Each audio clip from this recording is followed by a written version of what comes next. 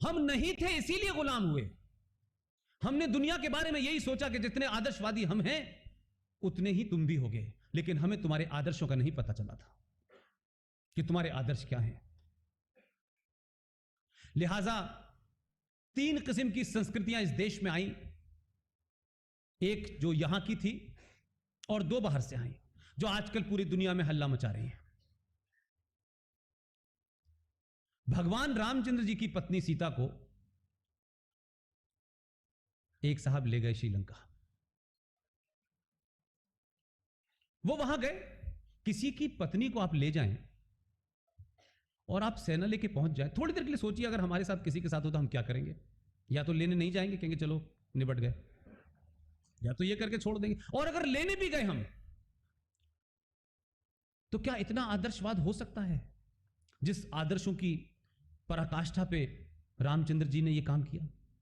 गए, अपनी पत्नी को लाए, उस राज्य का एक तिनका अपने साथ नहीं लाए, उस राज्य की सत्ता उन्हीं को सौंपी और वापस आ गए। यह आपका चरित्र है।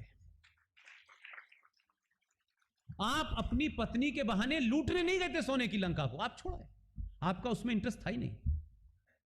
यहां आए कुछ लोग भारत में, उन्होंने भारत आए और भारत में कुछ लूटा, कुछ भारत की चीजों का इस्तेमाल किया, लेकिन यहां रहते हुए जब वो आए थे तो उन्होंने एक भी मंदिर को तोड़ करके चर्च नहीं बनाया था।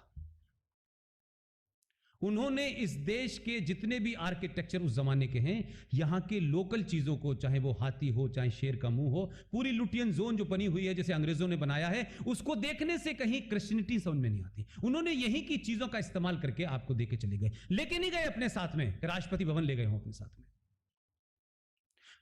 कानून चलाने के लिए, अपनी सत्ता को स्थापित करने के लिए मारपीट हुई होगी, गोली चलवाई होंगी, वो तो आज भी चलती हैं गोलियां। कोई ऐसा नहीं है कि आज गोलियां नहीं चलती हैं। वो आप कानून का राज स्थापित, वो गलत सही एक अलग विषय हो सकता है, लेकिन एक तीसरी सभ्यता आपके यहां आई।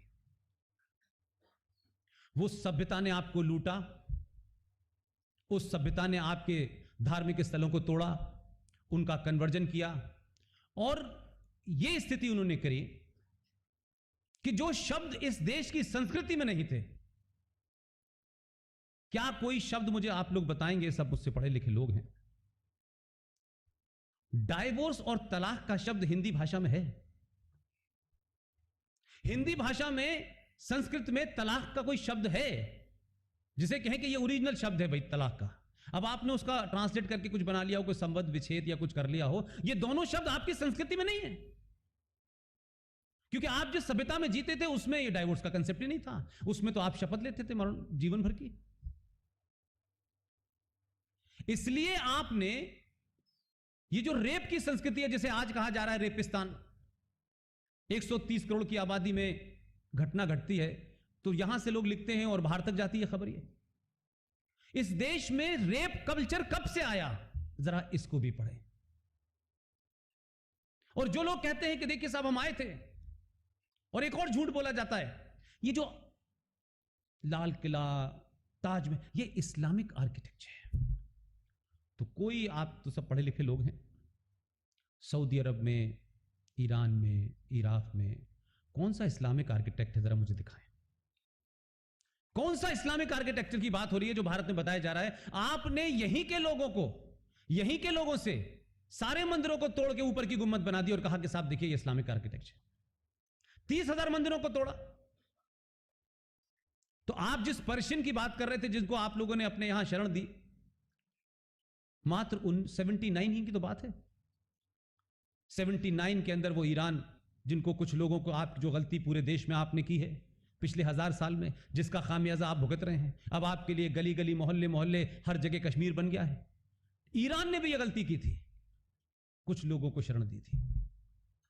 आज वहां से पारसी खत्म हो चुके हैं, इस्लाम का झंडा बुलंद हो रहा है, यह पूरी दुनिया में चल रहा है। लिहाजा आर्टिकल 370 और 35A पे मेरा कहना अभी भी यह है आपसे कि आप खुश हो, इसको खूब प्रचारित भी करें। अभी बीजेपी के कुछ लीडर्स ने कहा कि श्यामा प्रसाद मुखर्जी ने बलिदान दिया। मैं एग्री नहीं हूं, मैं उसको बलिदान नहीं मानता। एक ऐसा शख्स जो अब नहीं है, उनकी शान में मेरी कोई गुस्ताखी हो जाए मुझसे, वो मैं नहीं चाहता। हम 70 साल के बाद भी सब कुछ ब्लैक एंड व्हाइट में मौजूद है। आज भी हम झूठ बोलते हैं कि बलिदान दिया, श्यामा प्रसाद मुखर्जी की हत्या की गई जेल में, हत्यारे मौजूद हैं, वो लोग मौजूद हैं आज भी इस दिल्ली के अंदर। हम ये नहीं कहते बलिदान क्या होता है। जेल में रखा और उस कॉन्स्पिरेसी में बहुत सारे लोग शामिल हैं जो दिल्ली में टहलते हैं। सच तो बोलिए भाई आप। श्यामा प्रसाद मुखर्जी ने बलिदान दिया एक कॉन्स्पिरेसी के तहत। उस वक्त के तमाम लीडर जो कश्मीर में जिंदा हैं मौजूद हैं वो लोग। इसलिए मैंने सिर्फ ये कहा, जो मेरी आपसे अपील है, इनसे अपील नहीं है। नहीं, मैं देखिए, मैं जब बार बार कहता हूं कि इनसे अपील नहीं है, तो आप इनको ये मत मानिए कि इनसे कोई मेरी नाराजगी है। मैं चाहता हूं कि ये 5 साल वहां रहें, इन पे सवाल ना उठे।